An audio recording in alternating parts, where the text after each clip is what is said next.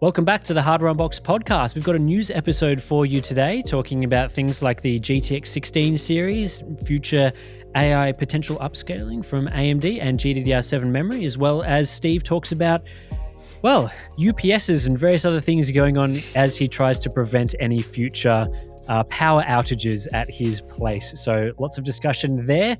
Hope you all enjoy it. Let's get into it. So, Steve, I hear you've had a busy day today on our podcast recording day. You've been running around doing all sorts of cool stuff. Oh, very cool stuff, Tim. Yeah, talk up my day. No, for the listeners, we were planning on doing this podcast multiple hours ago, but things happened, life happened. So I've been running here, there, and everywhere.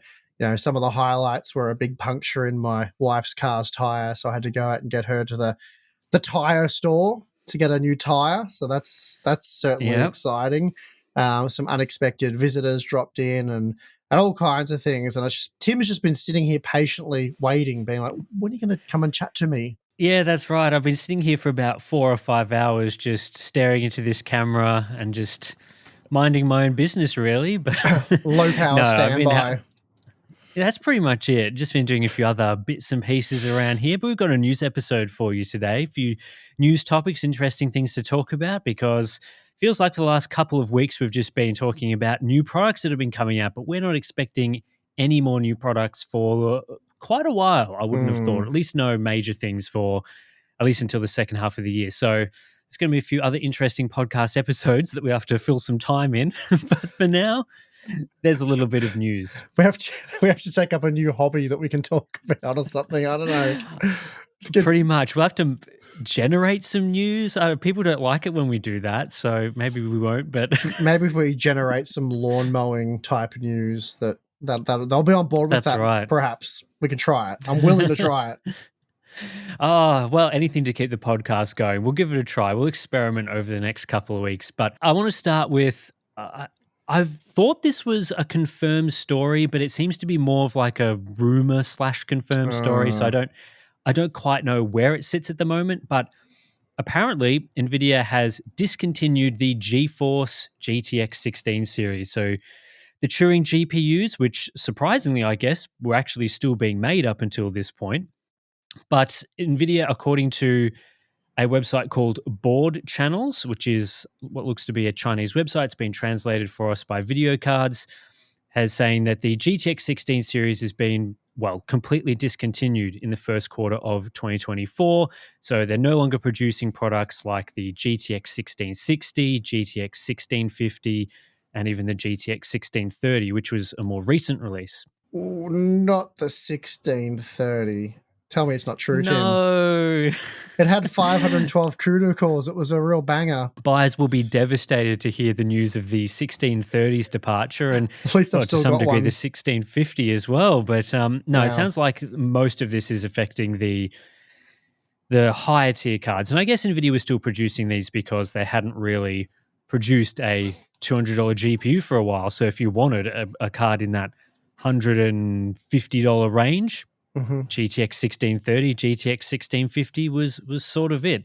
I know you're about to test or have tested at this point the RTX 3050 6GB, which is probably going to be the new sub $200 GPU. But if we get desperate, we could probably talk about that at some point, because that's sort of it sounded to be a bit more interesting than I initially thought that it would be. So I'm guessing that there's the RTX 3050 6GB is going to be, to some degree, not really, but to some degree, replacing what the 16 series previously offered, because Nvidia really hasn't been doing a lot in that $200 space. I think the last time that we got a good GPU from Nvidia around $200 would have been like a GTX 1660 or that sort of product, which was released obviously years ago now.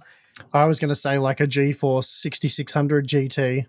That was the last good tour. You could get an AGP or PCIe. Oh, two different versions. Was the AGP version a little cheaper? AGP probably was a little bit cheaper, or much of a muchness. This is back in 2004, mind you. Still had a 128-bit wide memory bus using GDDR3, and you could get that with 128 or 256 megabytes of VRAM. And I'm sure they were those that said we'll never need more than 128 megabytes of VRAM. But yeah, no, it's a good one, a good question. So you're sort of saying what was the last good $200 GeForce GPU? Yeah, and it turns out I've just actually Googled the price of the GeForce GTX 1660, and it was $220 at launch. The 1660 Super was $230. So I was guess going it doesn't quite meet my requirements, yeah, but it's close. Well, I was going to ask you, is it $200 on the head, or is it like under $300? Like is 250? Does it qualify, or is that $50? Disqualify? It just doesn't matter. Let's go with it qualifies, because okay, because I think either way you answer it, it's probably the GTX 16 series was the last time that this was good, right? Because the 16 series, 220 bought you the 1660, as you said. Otherwise, you have to go to the 1650 Super, which that was $160. And admittedly, that wasn't a terrible product. Like the 1650 was a terrible product, but the Super Super wasn't bad. The Super was substantially faster for what amounted to like a $20 MSRP hike.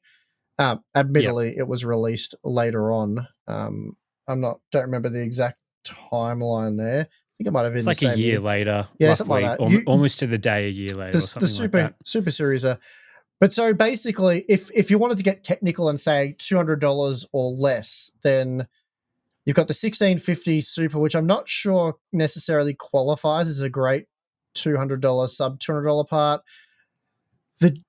From Pascal, $200 only bought you a 3 gigabyte version of the 1060, which that's right. Not heaps there. Upon release, that wasn't a terrible product, though I'm not saying it was great. It certainly doesn't qualify as a good or great product, but it did work. But the 6 gigabyte version, obviously better, but $50 price hike there was a bit much.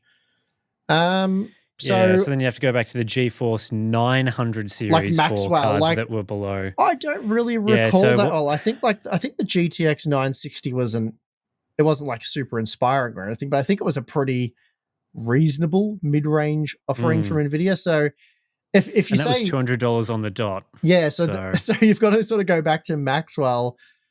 Really. So the GTX 960 was released in January of 2015. So that's going back to almost a decade. Potentially, the good quality $200 GPU from Nvidia. I mean, if we increase it to more like $250, obviously there's been a range of other products released in that time. The GTX 1060 would be an obvious that would come to mind, sort of 6 gigabyte thing that comes to mind there. So the 1660 Ti was $280, and the 1660 Super $230, which probably qualify. But then since then, obviously the RTX 20 series was above $300. Then we've had the RTX 3050 at $250. No, the 3060 was that's a lie. Well, true, yeah. I think I'm looking at the MSRP. It was like $350, wasn't it, for the majority of its life? And I think even today it's still like a $300 product. I think if you whip over to Newegg, I don't think you'll find one anywhere near the MSRP. Could be wrong, but there was a time for a few months. I can't remember quite how long. You'd have to go look at my pricing. So there was videos. brief point. Yeah, there was a period you could get it for $250 or thereabouts, but for most of its life, obviously, it's been that $250 price was not accurate. The 4060 as well has been $300, so we're not really counting that either. So Amazon has an Asus single fan model apparently in stock for $240. But the rest of them, like you've really got to hunt around. Like there's a couple on Amazon, $240 to $260, but most of them are probably around the $300 mark based on what I'm looking. I'm just a PC part picker, just scrolling through. And the ones that are definitely in stock are about $290 to $310. Yeah, I think the stock is getting a little dicey on the 3050, the 8 gig model, of course, that we're talking about. But yeah, for most of its life, I mean, a lot of the Ampere products were probably affected by this, but yeah, there seems to be a bit more controversy around the 3050 than some of the other products because it seemed to last well above $250 for a lot longer than some of the other models. Definitely, yep. So, but even then, whether you're talking $300 or $250, it was still crap. So it doesn't really matter too much. It certainly would not be in my top list of below $300 or around $250 products from Nvidia. It's more going to be the 1060, which obviously was very good. Well, the 6 GB version was decent, but it was $250. It wasn't amazing, but it was decent. The RX 480 was $240, the 8 GB model. So That's right. you got a Yeah. bit more VRAM, and I think that card was generally, well, they were about the same.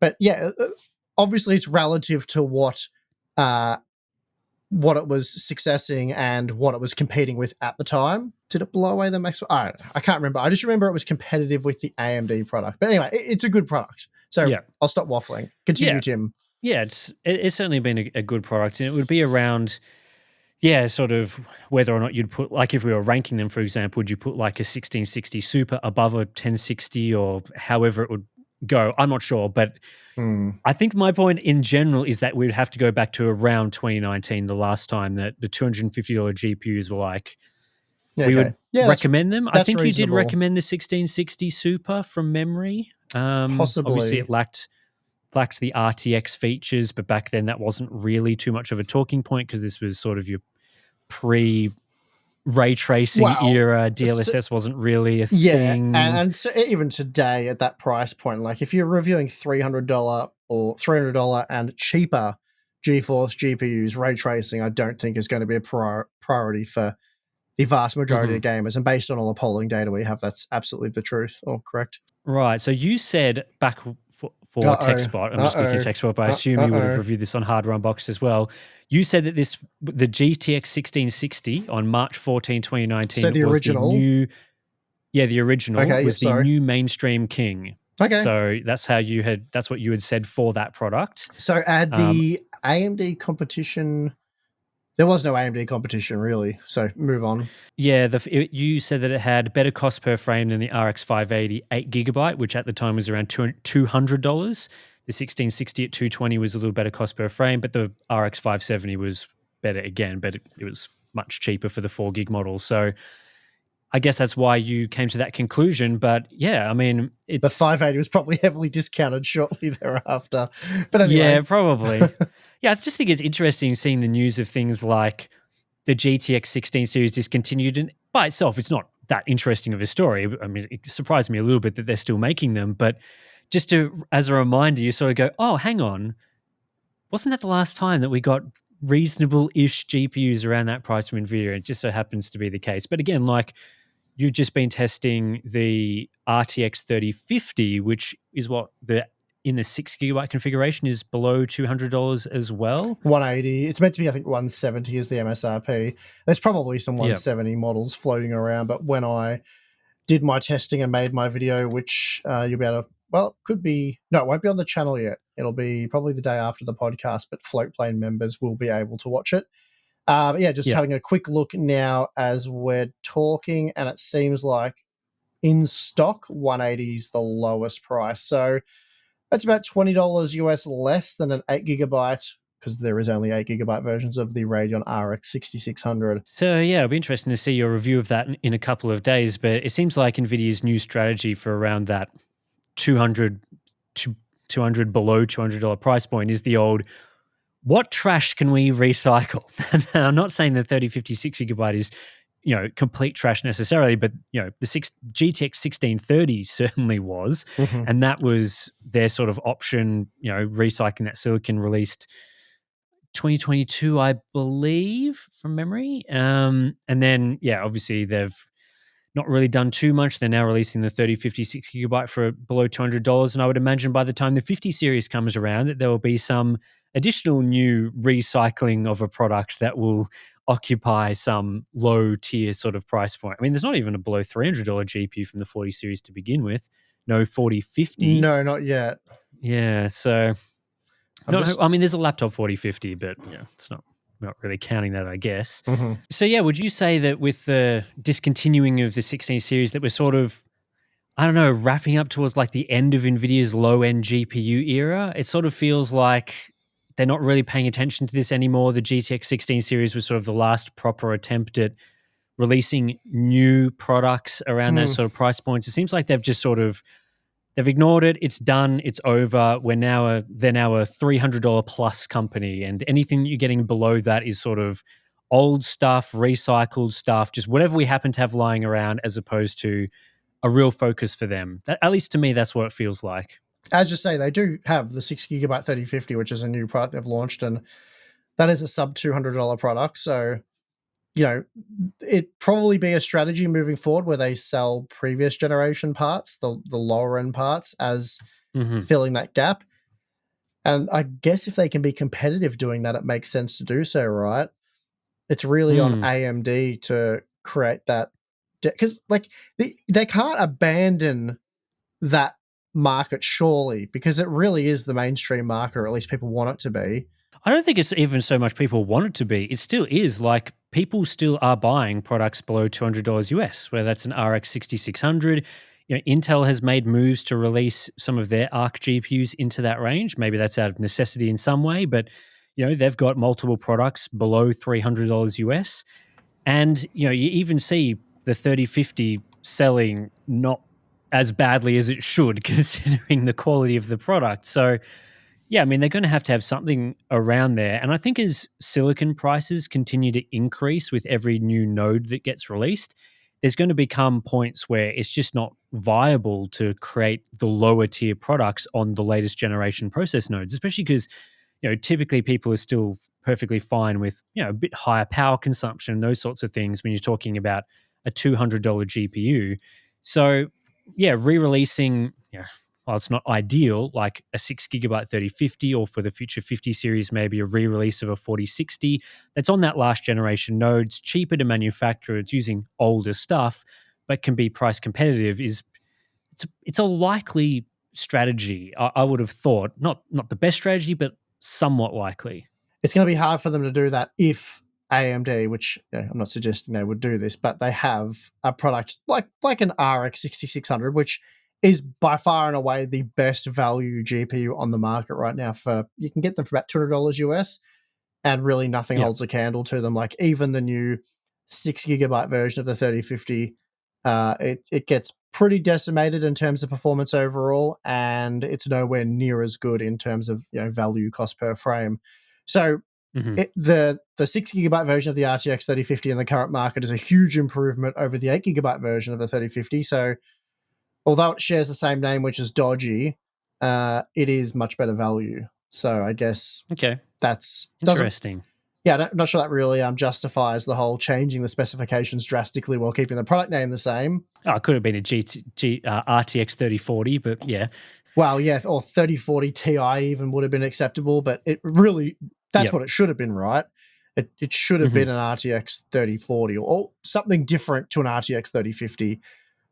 But yeah, Yep. it is filling that sub $200 price point for them at the moment. So it'll be interesting to see how well it sells. And obviously, it does have some other useful attributes, which I do cover in my review. But if you just purely after a gaming graphics card and you want to spend as little money as possible, it is the Radeon GPU, the 6600. It cannot be beaten. You really, if you try to play devil's advocate or look at it from a different angle, you really can't argue against the RX 6600 at $200. Like, what GeForce It's a good GPU deal. comes Yeah. close? There's nothing. Yeah, and at least it's still in stock. I know a lot of the other Radeon RDNA 2 GPUs are sort of getting towards the end of their time in the market. I think we talked about that last podcast. Things like 6700 Yeah. XT can't really get anymore, but I don't know how many of those 6600s they made. Holy moly. Because they must be selling pretty well. yeah, but again, like maybe they did another run on them because Yeah. they haven't produced a new RDNA 3 GPU at that price point. So it's not like they're trying to, maybe they've held back from releasing a Sure. product because the old model is still around, but yeah, they must have made a load of them, a boatload. And it's still been, by all accounts, selling reasonably well over time. So it's not like everyone's just put them in the bin and not really wanted to buy them. They've Well, been reasonably okay. I mean, they should be. They've got 8 gigabytes of VRAM, which is perfectly acceptable at that price point. They're cheap, Hmm. and the performance is, again, in that price range, by far the best you can get. Newegg right now have the 3-fan 6600 Eagle, which is actually the model I use for testing. And they've got that for $190. And then with a promo code, you can get a further $10 off. So technically speaking, you can Nice. get it for $180, which is the same price as the 6 gigabyte 3050. And yeah, for those that can provide external PCIe power, again, the Radeon GPU is just so much better. There's no comparison. All right, let's move on to talking now about some upscaling related news that's been happening that I guess is probably going to affect the second half of this year once these things sort of come to market. The first one is that it seems like AMD CTO Mark Papermaster in a recent interview has revealed that maybe AMD is working on an AI-powered version of FSR. Specifically, Mark Papermaster said, and I'm quoting here, "We are enabling our gaming devices to upscale using AI, and 2024 is really a huge deployment year." So that's part of obviously a much larger discussion about their plans for, obviously AI is a big talking point these days. But yeah, interestingly, he's talking about upscaling using AI because right now FSR does not do that. So he must be talking about some sort of future technology. And there's obviously a couple of ways that something like that could go, whether that's for specifically Radeon GPUs, or maybe there's been rumors of the PlayStation 5 Pro, which would be an upgraded version of the PlayStation 5 that may use technologies like that. But yeah, this is probably something that AMD's should have been working on and had released maybe before now. But if we see this in 2024, I'm certainly going to be very excited to take a look because, yeah, it seems like every time I've sort of tested DLSS versus FSR or whatever, DLSS continues to improve or at least stay pretty good as it has been for a while. And then FSR's had not too many updates in the last couple of years now, I would have thought. They've released FSR3 frame generation, but the actual upscaling part hasn't received too many updates, I don't think. And certainly when you're testing it 1080p, 1440p, the resolutions where a lot of people are buying RX 6600s that we've just talked about, yeah, FSR is probably not super adequate there. So I don't know whether you have any thoughts on this in particular, but I just thought it was interesting to hear that there's potentially some improvements for FSR coming in the pipeline, much needed improvements, in my opinion. Yeah, I agree. They're much needed. And I would also be pretty excited to see them, especially if they happen this year and not in years to come where it's far less exciting. It's one of these things, right? We just have to wait and see if they actually do it and what it looks like. I find it, not to be too down on AMD, but I find it pretty difficult to get excited about a lot of these technologies because they've come to the party quite late. And then when they have arrived, they've been pretty janky and it's taken a bit of work and a bit of time to get them to a point where they're somewhat competitive. And yeah, obviously their frame generation stuff, at least from what I've seen, is pretty far behind Nvidia's. Like, it's not much of a comparison in my opinion. They've got an opportunity when they release a new AI upscaled version of FSR to nail it. Like, Sure. they need to make sure that when it's released, they don't release it like they did with FSR3, where there were just issues straight out of the gate with various different aspects of the technology. They just need to make it so that it's in some sort of big flagship tentpole game release so that people don't, make the comparisons about like, oh, Nvidia does things in Cyberpunk, AMD's doing things in games like Forspoken that no one's really been playing or things like that. They need to have this, push it out in a high quality game that runs really well so that when people actually use it for the first time, they're getting the best experience that they can with this technology. Well, first impressions is what you're saying as well. Yeah, that's right. You want a good first impression. I think Nvidia did largely a pretty good job of that with DLSS 3. Now, there were issues with DLSS 3, but they had it ready to go in a variety of different games you could play. There was sort of a couple of different styles of games, so you could see how it worked across sort of the games where it made sense, sort of like your flight simulator type games, and then games where it made not as much sense, like your F1 titles. And they put it out there, and yeah, gamers could really get a nice feel for it when the hardware was also released at the same time for it.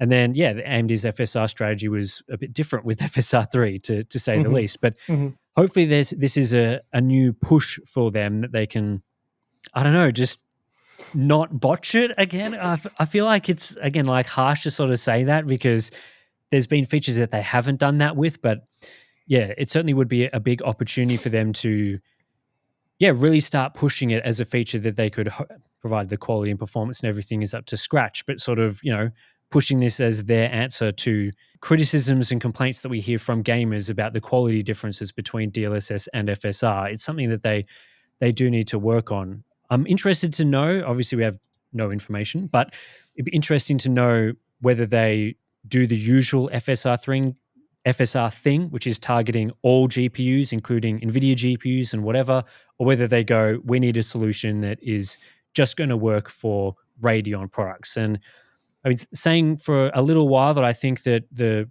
focusing it, targeting on Radeon customers is the thing that makes the most sense, because Radeon gamers are the gamers that use FSR the most. If you have an Nvidia GPU, you pretty much never use it. So yeah, having a technology that's, I don't know whether exclusive is the right word to use, but if it's exclusive to AMD GPUs and works well, I think that would be a good solution for most people. Yeah, at the very Would you least, agree? Or well, at the very least, focused on Radeon GPUs, sort of like yeah, XESS. So it works best with Radeon GPUs because of supporting hardware or whatever. But FSR continues to work as sort of a universal solution, but results will differ. yeah, for sure. They could do multiple pipelines like what Intel does, where you increase the AI quality on RDNA 3 or RDNA 4 GPUs or whatever is available at the time. And then you have like a backwards compatibility path, which could even be just FSR2 as it is today. Like Mhm. for older GPUs, it uses FSR2. If there's enhanced AI capabilities, it uses FSR4 or whatever version they end up calling it. Mhm. But I think the days of trying to compete in this way where creating this one solution where you attempt to get a game developer to only include FSR because it works across all GPUs, excluding DLSS, so you remove that sort of talking point. I can't see that working. It really has to be something that works for Radeon, because developers are going to continue to use DLSS for a while.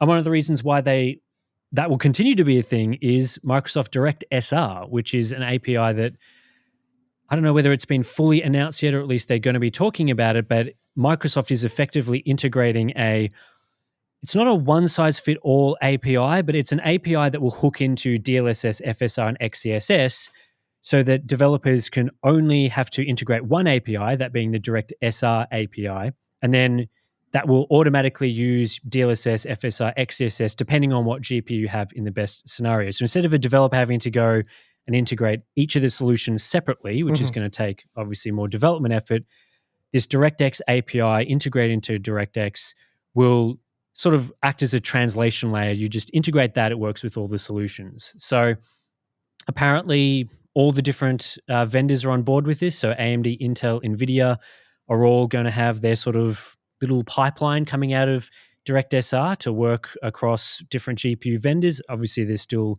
a few more details on how it's going to work. And when DirectX features are announced, it's like, how many years in the future is this going to be? But this seems to be sort of the progression, the future that we're sort of looking at for upscaling technologies. Developers will have an easy to integrate API that they can put into their games, and then each vendor will take care of it in their own way. Obviously, that will be a bit complicated for quality comparisons, but other than that, yeah, it's going to be interesting for testing for sure. But that appears to be the way that things are headed. All right, the next news topic that I want to talk about in the podcast has implications for next generation GPUs, and that is JEDEC finalizing the specification for GDDR7 memory. Hopefully throughout the rest of this podcast, I won't accidentally say some other name, because that's what always happens when talking about the next generation of something that's been around for a while. But we are going to be seeing GDDR7 coming to probably the next generation of GPUs from both AMD and Nvidia, because bandwidth requirements keep going up with these products. So GDDR7, the main difference that we're seeing with this versus GDDR6 is moving to PAM3 encoding instead of NRZ encoding. So what this means is that instead of having two levels of encoding per cycle or whatever, so you've got like your 0 or 1 or negative or positive as the distinctions that are used when trying to figure out which bits are being transmitted, it instead transmits 3 levels. So you have sort of like a negative, a neutral, and a positive, or whatever you want to call it. So that's a pretty significant change. It will mean that each cycle you'll be able to transmit 1.5 bits per cycle instead of just... Previously, it was 2 bits over 2 cycles, I'm pretty sure, and now it's 3 bits over 2 cycles. Yeah, that's right. 2 bits over 2 cycles. Now it's 3 bits over 2 cycles. So with GDDR6X memory, that had PAM4 signaling, which was a step above that again. You got 4 bits over 2 cycles. This is not quite as extreme as PAM4 because PAM4 is apparently quite power hungry. But GDDR7 will move to this new signaling, which will hopefully improve things like bandwidth and various different areas to that. So with GDDR7, we're expecting to see towards probably the end of the GDDR7 generation, double the bandwidth of GDDR6. So eventually we'll be seeing chips around 48 gigabits per second will be the equivalent to your sort of 20 gigabits now, I think it goes up to 23 gigabits with G6X memory. The spec allows for up to 48 gigabits per second. However, the start of the generation chips should be more around the 28 to 32 gigabits per second, which is still a significant increase over what we're seeing from your GDDR6 generations and things like that. And that's big because a lot of GPUs these days, as has been a discussion point throughout this generation, they've not wanted to go big on the memory bus. So they've really cut things down there with your 192-bit, 128-bit memory buses. GDDR6, if it's increasing from 20 to 28 gigabits per second on that same bus, is going to provide a lot of memory bandwidth, significant improvement, and that will hopefully allow for less performance-constrained configurations like we've seen throughout a lot of this generation. The other key feature with GDDR7 is that memory manufacturers appear to be, they're making chips in various different capacities now, 1 gigabyte, 2 gigabyte, 3 gigabyte, those sort of configurations, which will allow for potentially, if they actually go through with manufacturing these in volume, a 12 gigabyte configuration on a GPU with a 128-bit bus, which at the moment with GDDR6 is much more difficult to achieve because you either got to use your 2 gigabyte or your 1 gigabyte chips or whatever the configuration is. So you're stuck with 8 gigabytes or 16 gigabytes, which doesn't play nicely with a lot of configurations. But that is likely to be a solved thing with GDDR7 as well, allowing GPU manufacturers to tailor much more suitable memory configurations for different products, even if they're, maybe skimping a little bit on the memory configuration there. So yeah, GDDR7 memory should be coming soon. We don't know how soon. We don't even know if it's coming this year, but we suspect we don't. We suspect it will either be late this year, probably early-ish next year at the latest. But yeah, fingers crossed on that one. That's just a guess on our behalf. But yeah, you will be seeing it by the sounds of it on the next generation DNA 4 and Blackwell GPUs. So that's exciting. Hopefully we see some good mid-range to low-end configurations. Well, there's no excuse now, is there, right? Like, we're going to be having more memory bandwidth, so there's... I say that now, and I'm just thinking of like your 96... like, they'll cut down 180, 128-bit to 96-bit, won't they? They'll definitely do that, right? Yeah, I don't want... No, let's just stay positive, Tim. Let's just stay positive. It's going to be all good. It's going to be all good. We're going to see... not 8 gigabytes of memory in the low end. It's going to be all nice and rosy. Well, things are going to be on the improve. Yeah, I mean, the low end could very likely still be... if I had to guess, I would say certainly sort of the low mid-range, and then to entry level, that would be GDDR6. And then I think, yeah, you'd probably get the GDDR7 at sort of the high mid-range, certainly at the high end. So... yeah, there's no guarantee that it's going to solve those issues anyway if they're not using it due to, when this stuff's first introduced, there's usually a bit of a mix and match, sort of a transition generation, because it's likely that GDDR7 availability will be weaker, it'll be more expensive, so it'll make sense on the higher end cards that sell at more premium prices in lower volumes when compared to the more mid-range stuff. But again, that's me just speculating, complete guess on my behalf. Yeah, I think it would depend on the configuration that they go with the memory controller in the GPU, whether the memory controller supports multiple generations or whether they try and simplify it so that you only get one generation. Well, that's true. It is quite a substantial change. So that's another thing to be mindful of. I can't actually remember when was the last architecture we saw that, because I know there's been plenty of architectures where we've seen different memory type. But again, we sort of just talked about how it could still be a 50 series product, but using the old architecture. That's not unheard of either. That's possible. So we often see the same generations. Some might be at TSMC, others might be at Samsung. So there's basically a lot of you could speculate till the cows come home. There's a lot of different variables and configurations that could be that could come to light here. So yeah, we'll have to wait and see. Yeah, so the last time we got a generational change in memory configuration was actually quite a while ago. So Pascal GPUs were the GDDR5 generation, released in 2016, 2017 era. And then with the GeForce 20 series, Nvidia moved to GDDR6 memory. So that was the main generational change that happened around 2018, was the first 20 series products. So we've been using GDDR6 generation since then. Obviously, the 6X has come in and offered additional improvements. And then back around the time of the 20 series, the memory bandwidth you were getting from GDDR6 was less than you get now, because memory manufacturers throughout time continue to increase the clock rates of their various different products. So you get better and better memory configurations as the generation goes on. So your original products like an RTX 2070 were using 14 gigatransfers per second. So, and obviously today you're getting much higher clock rates than that. So on the AMD front as well, I believe the transition happened with the RX 5000 series.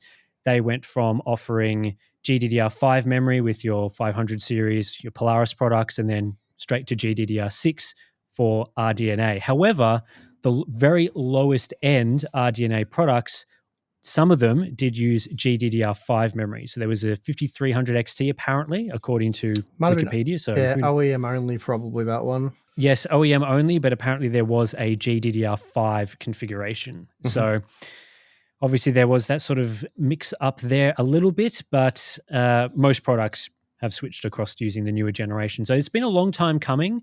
5000 series as well was a 2019 release. So 4 to 5 years between generations there. And yeah, this should allow for a lot more flexibility with the configuration that we see in GPUs, not just bandwidth, but memory sizing and things like that. And yeah, hopefully things like, we saw the 7900 GRE having some weird issues with memory bandwidth sort of being a limiting factor there. Hopefully this will allow cores to scale more, bandwidth to scale more, and a new generation of faster products, because ultimately that's what we want. We want faster products for the same price. Please give me faster products for the same price. Good luck with that, Tim. Now, I am actually hopeful for the next generation, whatever it may be. Okay. Yeah, I think I am as well. I think it's the performance not generation. That I want to get too. It's the performance generation. Let's leave it at that. Yeah, not to get too sidetracked, but I agree with you on that one. So, and I'm gonna put it all on GDDR7 memory, not on any of the other things that we'd be done, but specifically on this. So we'll see how that goes. All right. All right, let's take a break. We'll come back and we'll talk about your busy life, Steve, by the sounds of things. Mate, so busy. So, you've been busy. I want some generator updates. How's that been going? Mate, I want some generator updates as well, because I have no generator update. Yeah, really disappointing. The company I'm working with, the electrician and the guys that install the generator, they've been really good with their communication and updates and whatnot, or pretty good, as good as you could probably hope for out of a trade sort of company in Victoria. But it's just, the company that provides the generator, they're doing their testing and whatnot, and it was meant to be ready for delivery by now, but it hasn't been for reasons that haven't been made clear to me. Yeah, I mean, this isn't a shocker, right? This sort of stuff usually drags out for a few weeks, or it can, especially they're probably very busy at the moment, given all the major storms we've had and infrastructure knocked out. There's probably more than just me trying to get a generator, I imagine. The good news is I don't need it at this point in time. Like we only lost power for 4 days. Hopefully, fingers crossed, we don't lose power for a little bit yet. I'm probably expecting it to happen sort of the transition into winter. We usually get some pretty wild winter storms fairly early on, though we can get them midwinter as well. So I'm hoping we're okay for a few months, but I'll be unavailable for most of next week, so we won't be doing a podcast next week. So it'll probably be the week after they'll have to install it if they don't get it done tomorrow, which I doubt they're going to. I haven't heard anything, but you never know. All right, interesting. So anything else has been happening on your end? You've no generator, so that means you've had a bit of time to do other things. Yeah, you would Not that think you were so. installing it, but yeah. You'd think so. I mean, I finished my most recent builds and major projects that I was working on, so I'm pretty pleased about that. Actually, I did buy. I'll tell you about this because this may interest you. I'm somewhat knowledgeable, and when I say that, I use the somewhat. I would like to emphasize the somewhat into like I know Right. I know what AC power is and I know what DC power is. I Okay. know how amps and volts work, and I have the very basics well and truly dialed in at this point, right? But I wouldn't call All myself an right. Where are you going expert. with this? Well, have you purchased a UPS before? Yeah, I've got one for my storage server and stuff. Yeah. Yeah, so I've bought multiple UPSs over the years, and I've got some set up now. I've got one on my NAS, which works quite well on the NAS. But then the ones I've had on my gaming PCs and stuff have been at my work PC, and that they've been sketchy. Like some of them seem to just trip for no reason, even though you're not overwhelming what they should be capable of. Just a few hiccups Okay. here and there. So I was like, you know what? I'm going to spend pretty good money on a good UPS. So I want to get a very good UPS for my PC and all the surrounding network gear, and one for Balin's PC. So started doing a bit of, and I could have reached out probably on our Discord server and hopefully ran into the right person who knows a thing or two about UPSs. I just started reading and doing my own research and sort of brushing up on it because I did that years ago. And I'll tell you what, some of the UPSs, they just do not make it clear why. Like, there's one that's $400 and the same company makes one that's $800. And I didn't really have a firm Hmm. budget in mind. I wanted to get something pretty good. So I'm happy to buy the $800 one or the $1,600 one. But in a lot of Right. Yep. instances, when you dig into like the white papers and the specifications, it's like, okay, they both use lithium ion batteries with similar capacity. They have a runtime at full capacity of 3 minutes. They're on demand UPSs. They're blah, blah, blah. You go through like, but why is this one 400 and why is this one twice the price? Like, what am I getting for twice the price? And again, could just be that I'm dumb and know very little about UPSs, but all the things that I understood and could compare, they were like the same. So Okay. Interesting. there's no real reason I'm telling you this story. This is just part of my journey on UPSs. So I spent quite a few hours looking at the various different models, trying to work out like, is this one a good one? Is this one worth like over $1,000, or do I just get the $500 one? And I thought, really, what I want is I have that the Blue Eddy power station I have. Do you remember the one Yep. that I chucked down the bottom of my backyard and I went and gamed down there and played Fortnite for like Yeah. 2 hours? Yeah. That thing's awesome, right? Yep. I love that thing. It works really well. And I was like, damn. I looked into it. It doesn't. I was like, if this thing had a UPS function, it would be the ultimate UPS because there's none of that like Yeah. overloading Yep. and there's none of those alarms and constant beeping like, mains power's out, beep, beep, beeps. Like, shut up. I know. It just works. And I was like, damn, if that could just fail over, like, switch over in 20 milliseconds or whatever when it's, detected a mains fail, that would be perfect. Yeah. Yeah. And then I was like, maybe, come on, they've got to have made this. So I did a bit of searching, and yeah, they've got the, I think it's the AC 180 or AC 1800. It's an 1800 watt capacity, but I think it might be the AC 180. Anyway, looked it up, and they have Blue Eddy make a power station, power brick thing is a UPS, doubles as a UPS. So it Okay. was $1,300 delivered. Bunnings actually have partnered with Blue Eddy in their sort of like marketplace thing. So I just bought it off the Bunnings website. They delivered it really Cool. quickly, plugged it in, very easy to set up. It's got Bluetooth, so you can control it all from your phone or your computer, which is really cool. And that works flawlessly. It's really quick. I've only had it in action now for a few days, but it's been flawless. So plug all. I've got my PC in it. I've got one of my test systems in it. I've got the modems, the networking gear, the whole lot. And yeah, you can just flick that sucker off at the wall. It doesn't make a noise. You don't even know that everything's running. There's no changeover noises. Doesn't go nuts. No alarms. No warnings. It just works. It's like, wow, that's pretty Nice. nice. And yeah, so I've tested it a few times. I've given it a few surprise attacks and doesn't miss a beat. So really, How really long does happy it with last that. for? Like, Well, I ran it for about 15 minutes and it only went down 1%. I was sucking about 500 watts out of it. So So it must have a huge battery in it. it's like 1100 watt hours or something. It's not as big as the big heavy one I've got, which is very, very heavy. But let me Yeah, just. because usually when I buy UPS, I just buy the ones that allow like a couple of. I think mine lasts for like 10 or 15 minutes at full load, maybe like 800 watts or something, I think and that just mine would as well. mostly just to allow for shutting down, saving work. The power goes out. Standard UPS stuff, So I right? think so I think I've plugged it into my storage server, so my storage server will automatically shut down when the UPS detects the power out. So it sends a signal to the storage server, and it's just like, yep, now's the time to finish all the copying that you're doing if there's copying happening, and obviously for data protection purposes, that's what you want. So that's what I'm currently using it for. But I think one of the main differences, I don't know whether you found this, but the thing that can often explain the significant price difference was the difference between your pure sine wave and modified sine wave. Yeah, So okay.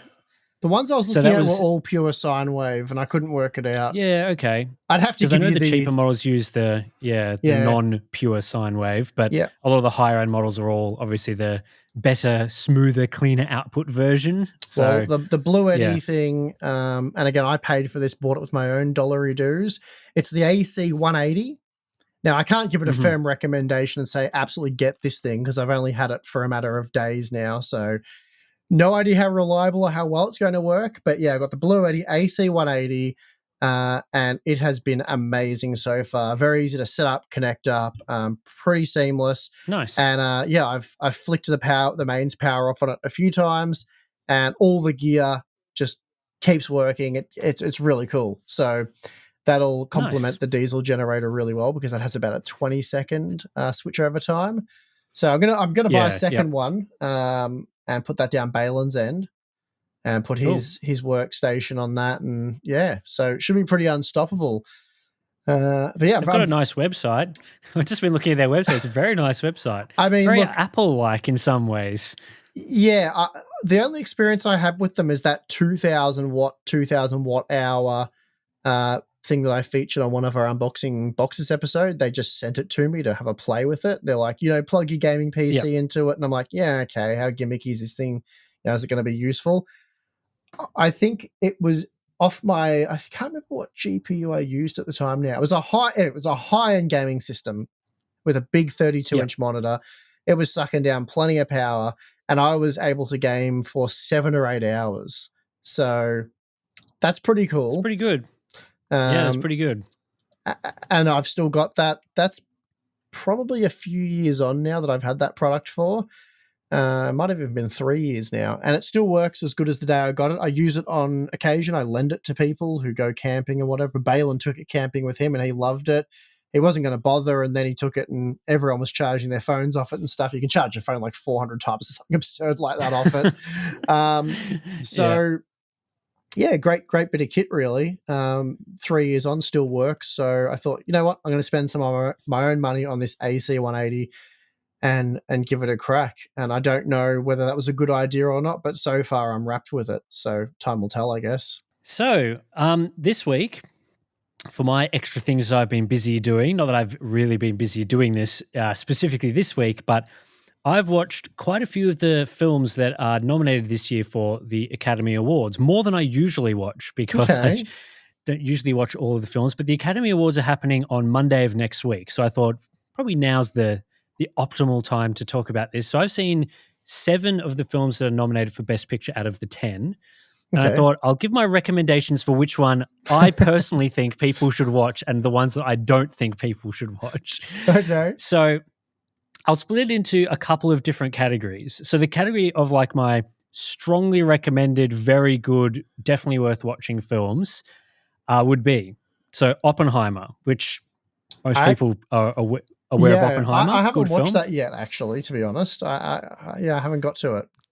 So well, it's 3 hours, and I imagine you probably don't have a lot of 3-hour blocks to sit watching a movie. And it's not a movie that I would want to watch while I benchmark. Like a lot of movies, if it's a comedy or something like that, I'll just chuck it on and I'll benchmark and listen to it as I go. But I think Oppenheimer probably deserves a bit more attention than that, perhaps. Yeah, it's very much like a cinema sort of film. Like you want to watch it on a big screen, nice Hmm. sound. Hmm. It's a very character-driven story, so you really want to be paying attention to the story of his life, really, and all the different things that he goes through. There's a lot of pretty interesting sequences in the film, I think, and it's a really good film. I'm a fan of Christopher Nolan's previous movies as well, and it's really good. So that would probably be my tip for favorite for Best Picture. So I imagine it'll probably win, but it's also a very good film. So it's definitely worth watching.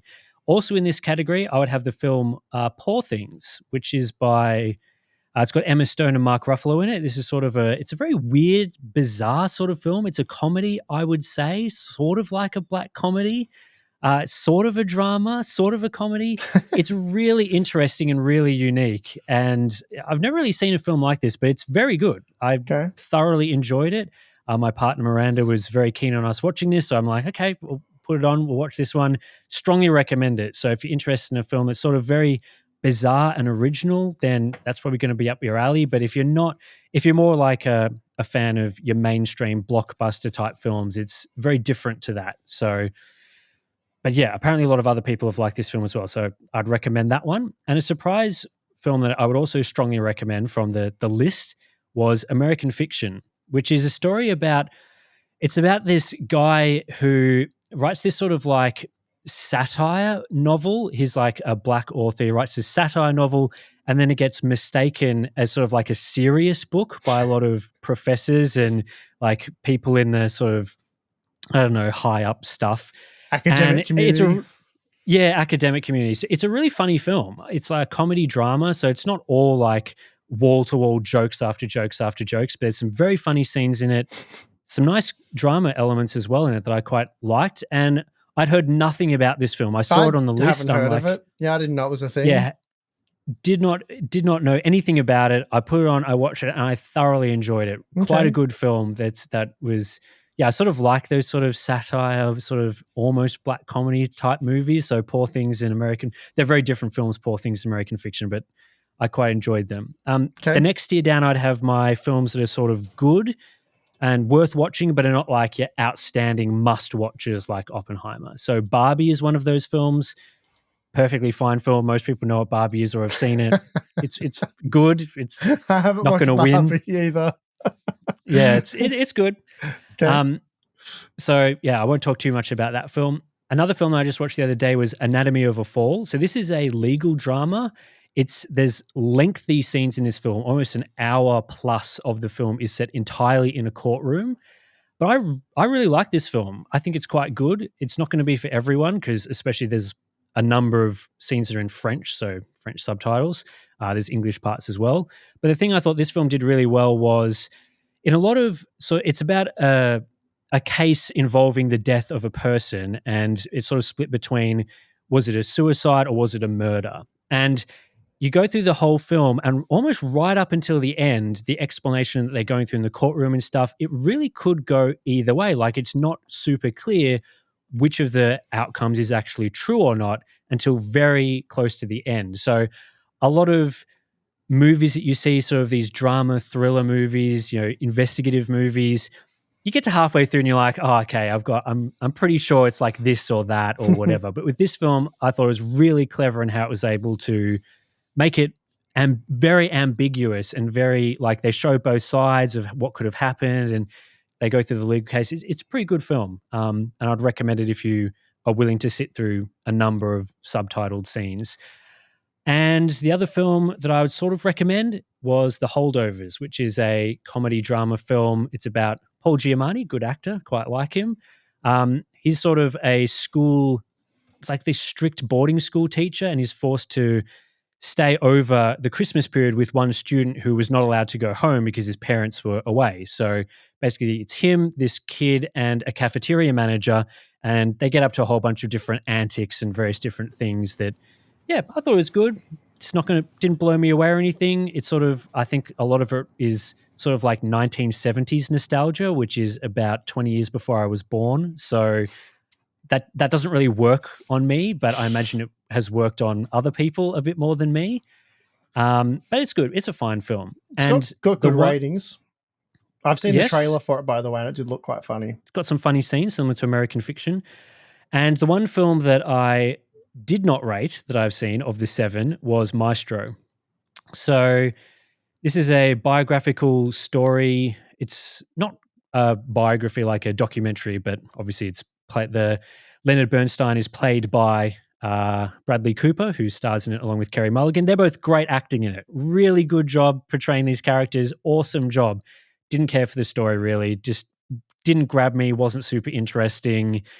There's a lot of sort of things that people that are really into films like parts of it are sort of filmed in black and white with a 4:3 aspect ratio, and then later parts later in his life are sort of filmed in color at a 16:9 aspect ratio. So those are sorts of things that film people like, and I'm just like, okay, whatever. But yeah, the story it wasn't for me, I think, that film. So I've got 3 films to go, and I'll watch the other nominees at some point, probably after the ceremony's over.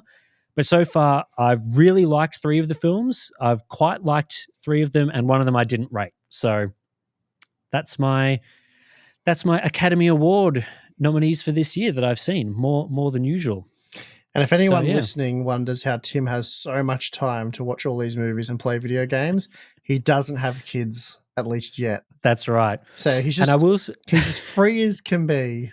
And I will say that I think all 7 of those films, or maybe except for Barbie, so 6 of the 7 films I would probably not recommend watching with kids. Poor Things, definitely don't watch that one with kids.